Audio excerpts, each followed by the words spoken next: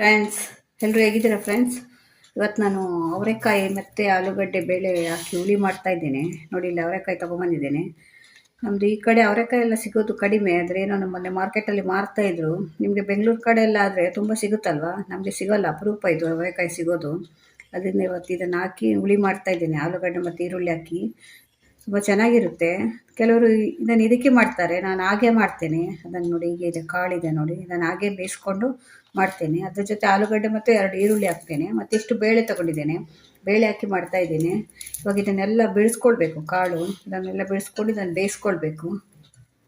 ನೋಡಿ, ಈಗ ಬೇಳೆ ಬೆಂದಿದೆ, ಬೇಯಿಸ್ಕೊಂಡಿದ್ದೇನೆ. ಬೇಳೆ ಈಗ ಚೆನ್ನಾಗಿ ಬೇಯಬೇಕು. ಅದರೊಟ್ಟಿಗೆ ತರಕಾರಿ ಇದು ಕೂಡ ಬೇಯಿಸ್ಕೊಂಡಿದ್ದೇನೆ. ನೋಡಿ, ಇದರ ಒಟ್ಟಿಗೆ ಬೇಯಿಸ್ಕೊಂಡಿದ್ದೇನೆ. ಆಗ ಬೇಯಿಸ್ಕೊಂಡ್ರೆ ನಿಮಗೆ ಗ್ಯಾಸ್ ಸೇವ್ ಆಗುತ್ತೆ. ಬೇರೆ ಬೇರೆ ಬೇಯಿಸ್ಕೊಂಡ್ರೆ ತುಂಬ ಹೊತ್ತು ಹಿಡಿಯುತ್ತೆ. ನೋಡಿ, ಇದರಲ್ಲೇ ಎಲ್ಲ ಹಾಕಿದ್ದೇನೆ, ಆಲೂಗಡ್ಡೆ, ಬೀನ್ಸು, ಈರುಳ್ಳಿ ಮತ್ತು ಇದು ಅವರೆಕಾಳು ಎಲ್ಲ ಹಾಕಿದ್ದೇನೆ. ನೋಡಿ, ಚೆನ್ನಾಗಿ ಬೆಂದಿದೆ. ನೋಡಿ, ಎಷ್ಟು ಚೆಂದ ಮಾಡಿ ಬೆಂದಿದೆ. ಇವಾಗ ಇದಕ್ಕೆಲ್ಲ ಅಕ್ಕಿ ಮಿಕ್ಸ್ ಮಾಡಬೇಕು. ಅದನ್ನು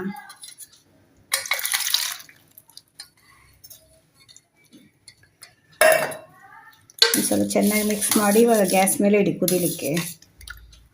ಎಷ್ಟು ಗಟ್ಟಿ ಬೇಕೋ ಅಷ್ಟು ಗಟ್ಟಿ ಮಾಡ್ಕೊಳ್ಳಿ. ನಾನು ಸ್ವಲ್ಪ ನೀರಾಗೆ ಮಾಡ್ತೇನೆ, ಯಾಕೆಂದರೆ ಇದು ಅವರೆಕಾಳು ಮತ್ತು ಆಲೂಗಡ್ಡೆ ಅಲ್ವಾ, ಮತ್ತೆ ಸಾಂಬಾರು ಮತ್ತೆ ಗಟ್ಟಿ ಆಗುತ್ತೆ.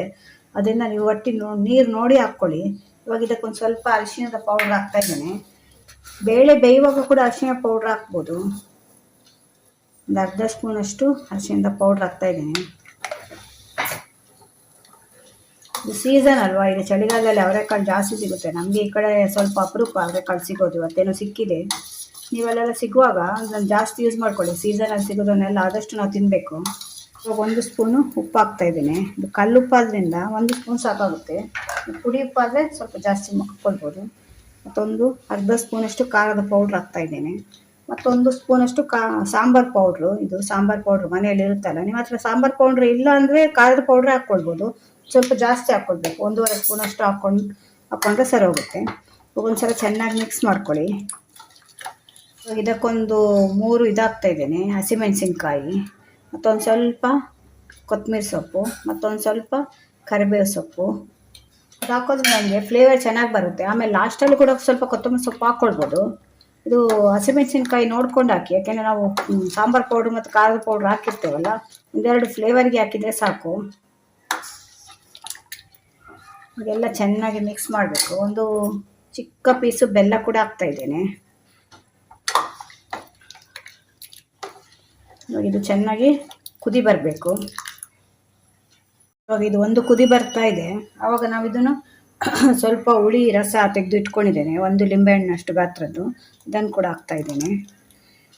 ಇದು ನಿಮಗೆ ಅವರೆಕಾಳು ಇಲ್ಲ ಅಂದರೆ ಬೇರೆ ಕಾಳು ಕೂಡ ಹಾಕ್ಕೊಳ್ಬೋದು. ಅವರೆ ಹಾಕ್ಕೊಳ್ಬೋದು, ಬಟಾಣಿ ಅಥವಾ ಕಡಲೆ ಅದು ಹಾಕ್ಕೊಂಡು ಮಾಡಿದರೂ ಕೂಡ ಕಾಂಬಿನೇಷನ್ ಚೆನ್ನಾಗಿರುತ್ತೆ. ಆದರೆ ಅವರೆಕಾಳದೊಂದು ಟೇಸ್ಟ್ ಬೇರೆನೇ ಅಲ್ವಾ, ಅದು ತುಂಬ ಚೆನ್ನಾಗಿರುತ್ತೆ. ನೀವು ಇದಕ್ಕೆ ಬೇಳೆ ಮಾಡ್ತೀರಲ್ಲ, ಅದಕ್ಕಿಂತ ಹೀಗೆ ಮಾಡೋದು ಒಳ್ಳೆಯದು. ಅದರ ಸಿಪ್ಪೆ ಕೂಡ ತಿಂದಾಗೆ ಆಗುತ್ತೆ. ನೀವು ಇದಕ್ಕೆ ಅದರ ಸಿಪ್ಪೆನ ಬಿಸಾಕ್ತಿರಲ್ವಾ, ಅದರ ಬದಲು ಹೀಗೆ ಕೂಡ ಯೂಸ್ ಮಾಡ್ಬೋದು, ಹಾಗೆ ಯೂಸ್ ಮಾಡ್ಬೋದು. ನೀವು ಹಾಫ್ ಬಾಯ್ಲ್ ಮಾಡಿಕೊಂಡ್ರೆ ಅದನ್ನು ಇದಕ್ಕೆ ಬೇಕಾಗುತ್ತೆ. ಇವಾಗ ಉಪ್ಪಿಟ್ಟಿಗೆಲ್ಲ ಹಾಕ್ತಿರಲ್ಲ, ಆವಾಗ ಇದಕ್ಕೆ ಹಾಕ್ತಾರೆ, ಯಾಕೆಂದರೆ ಅದು ಸಿಪ್ಪೆ ಕಚ ಕಚ ಅಂತ ಆಗುತ್ತೆ ಅಂತ. ಚೆನ್ನಾಗಿ ಕುದಿಬೇಕಿದು. ಕಾಳುಗಳನ್ನು ಕೂಡ ಜಾಸ್ತಿ ನಾವು ಯೂಸ್ ಮಾಡಬೇಕು. ಈ ಅವರೆಕಾಳಲ್ಲಿ ಮತ್ತು ಕಡಲೆಕಾಳು, ಇದರಲ್ಲಿ ಬಟಾಣಿ ಅದರಲ್ಲೆಲ್ಲ ಪ್ರೋಟೀನ್ ಜಾಸ್ತಿ ಇರುತ್ತೆ. ಅದರಿಂದ ನಾವು ಹೀಗೆ ಸಾಂಬಾರು ಮಾಡ್ಕೊಳ್ಳುವಾಗ ಅದ್ರ ಜೊತೆ ಮಿಕ್ಸ್ ಮಾಡಿದರೆ ನಮಗೆ ತರಕಾರಿ ಕೂಡ ಹೋಗುತ್ತೆ, ಮತ್ತು ತರಕಾರಿಯಲ್ಲೆಲ್ಲ ವಿಟಮಿನ್ ಇರುತ್ತೆ, ಇದರಲ್ಲೆಲ್ಲ ಪ್ರೋಟೀನ್ ಇರುತ್ತೆ, ಎಲ್ಲ ನಮ್ಮ ದೇಹಕ್ಕೆ ಸಿಕ್ಕಾಗೆ ಆಗುತ್ತೆ. ಅದರಿಂದ ಈ ರೀತಿ ಕೂಡ ಒಂದ್ಸಲ ಟ್ರೈ ಮಾಡಿ ನೋಡಿ. ಆಲೂಗಡ್ಡೆ ಹಾಕಿ ಸಾಂಬಾರು, ಈರುಳ್ಳಿ ಆಲೂಗಡ್ಡೆ ಹಾಕಿ ಅವರೆಕಾಯಿ ಜೊತೆಯಲ್ಲ ತುಂಬ ಚೆನ್ನಾಗಿರುತ್ತೆ. ಒಂದ್ಸಲ ಟ್ರೈ ಮಾಡಿ ನೋಡಿ.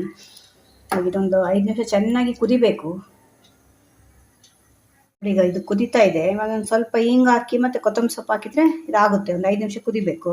ಇದು ನಿಮಗೆ ಚಪಾತಿ ಜೊತೆ, ಅನ್ನದ ಜೊತೆ ಮತ್ತು ರೊಟ್ಟಿ ಇದ್ದರೆ ಜೋಳದ ರೊಟ್ಟಿ ಜೊತೆ ಯಾವುದ್ರ ಜೊತೆ ಕೂಡ ಕಾಂಬಿನೇಷನ್ ಚೆನ್ನಾಗಿರುತ್ತೆ. ದೋಸೆ ಜೊತೆ ಕೂಡ ಚೆನ್ನಾಗಿರುತ್ತೆ. ಅನ್ನದ ಜೊತೆ ಅಂತೂ ಸ್ವಲ್ಪ ತುಪ್ಪ ಹಾಕ್ಕೊಂಡು ತಿಂದರೆ ತುಂಬ ಚೆನ್ನಾಗಿರುತ್ತೆ. ಮತ್ತು ರಾಗಿ ಮುದ್ದೆ ಕೂಡ ಆಗುತ್ತೆ. ಇದೊಂದು ಸ್ವಲ್ಪ ನೀರು ಮಾಡಿಕೊಂಡ್ರೆ ನೀವು ರಾಗಿ ಮುದ್ದೆ ಕೂಡ ಮಾಡ್ಕೊಳ್ಬೋದು. ಇದು ಸ್ವಲ್ಪ ನೀರೇ ಮಾಡಿದ್ದೇನೆ, ಯಾಕೆಂದರೆ ಇದು ಆರಿದ ಮೇಲೆ ಗಟ್ಟಿ ಆಗ್ತಾ ಬರುತ್ತೆ. ಇದು ಅವರೆಕಾಳು ಹಾಕಿರೋದ್ರಿಂದ ನೀವು ಅವರೆಕಾಯಿ ಸ್ವಲ್ಪ ಮಂದ ಅಂತ ಹೇಳ್ತಾರಲ್ಲ, ಆ ರೀತಿ ಮಾಡುತ್ತೆ, ಇದು ಗಟ್ಟಿ ಮಾಡುತ್ತೆ.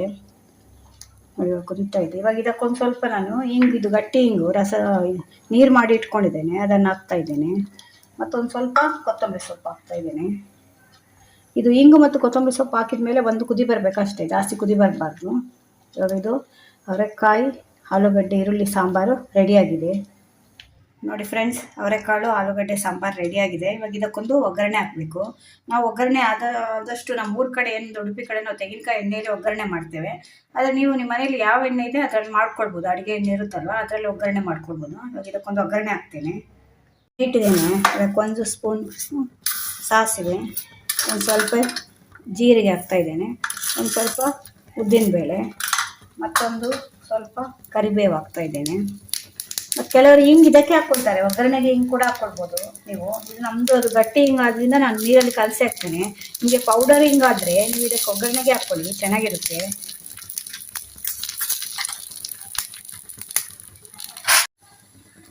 ಒಗ್ಗರಣೆ ಹಾಕ್ತಾಯಿದೆ. ನೀವು ಒಗ್ಗರಣೆಗೆ ಒಂದರಿಂದ 1.5 ಸ್ಪೂನ್ ಎಣ್ಣೆ ಇಟ್ಟರೆ ಸಾಕು, ಜಾಸ್ತಿ ಎಣ್ಣೆ ಇಡಬೇಕು ಅಂತಿಲ್ಲ. ಕೆಲವರು ತುಂಬ ಇಡ್ತಾರೆ, 4-5 ಸ್ಪೂನ್ ಇರ್ತಾರೆ ಒಗ್ಗರಣೆಗೆ. ಅಷ್ಟೊಂದು ಎಣ್ಣೆ ಆಗುತ್ತೆ ಇಲ್ಲ. ಆದಷ್ಟು ಎಣ್ಣೆ ಕಡಿಮೆ ನಾವು ಯೂಸ್ ಮಾಡಬೇಕು. ನಮಗೆಲ್ಲದಕ್ಕೂ ಒಳ್ಳೇದಲ್ವ, ಆಟಿಗೆ ಎಲ್ಲ ಒಳ್ಳೇದು ಎಣ್ಣೆ ಕಡಿಮೆ ಯೂಸ್ ಮಾಡಿದಷ್ಟು. ಇದು ನೋಡಿ, ನಾನು 1 ಸ್ಪೂನ್ ಹಾಕಿದ್ದೇನೆ ಅಷ್ಟೇ. ಅಷ್ಟರಲ್ಲೇ ಸಾಕಾಗುತ್ತೆ ನಿಮಗೆ ಒಗ್ಗರಣೆಗೆ. ಆದಷ್ಟು ಎಣ್ಣೆಯನ್ನು ಕಡಿಮೆ ಯೂಸ್ ಮಾಡೋಣ. ಈಗ ಒಗ್ಗರಣೆ ಹಾಕ್ತಾಯಿದೆ. ಈಗ ಲಾಸ್ಟಲ್ಲಿ ಇದೆಲ್ಲ ಆದಮೇಲೆ ಲಾಸ್ಟಲ್ಲಿ ಕೆಂಪು ಮೆಣಸಿನ್ಕಾಯಿ ಒಂದು ಹಾಕ್ತೇನೆ ಇದಕ್ಕೆ. ಈಗ ಒಗ್ಗರಣೆ ರೆಡಿ ಆಯಿತು.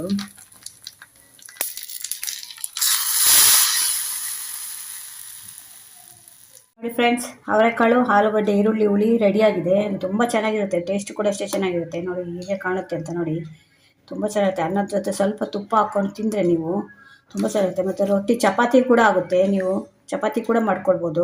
ಮನೇಲಿ ಟ್ರೈ ಮಾಡಿ. ಈಗ ಸೀಸನ್ ಅಲ್ವಾ, ತುಂಬ ಬರುತ್ತೆ ಚಳಿಗಾಲದಲ್ಲಿ. ನೀವು ಯಾವ ರೀತಿ ಮಾಡ್ತೀರಿ ಅಂತ ನಾನು ಕಮೆಂಟಲ್ಲಿ ಹೇಳಿ. ನಾವು ಈ ರೀತಿ ಮಾಡೋದು, ಬೇಳೆ ಹುಳಿ ಅದರ ಒಟ್ಟಿಗೆ ಹಾಕಿ ಮಾಡೋದು. ಮತ್ತು ಇದು ಕೆಲವೆಲ್ಲ ಉಪ್ಪಿಟ್ಟಿಗೆಲ್ಲ ಯೂಸ್ ಮಾಡ್ತೇವೆ, ಆದರೆ ನಾವು ಕಮ್ಮಿ ಯೂಸ್ ಮಾಡೋದು, ಯಾಕೆಂದರೆ ನಮಗೆ ಇಲ್ಲಿ ಸಿಗೋದೇ ಇಲ್ಲ. ನಿಮಗೆಲ್ಲ ಸಿಗುತ್ತಲ್ಲ, ಆ ಸೈಡ್ ಇರುವ ಬೆಂಗಳೂರು ಸೈಡ್ ಇರೋರಿಗೆಲ್ಲ ತುಂಬ ಸಿಗುತ್ತೆ, ಅದರಿಂದ ಜಾಸ್ತಿ ಯೂಸ್ ಮಾಡಿ.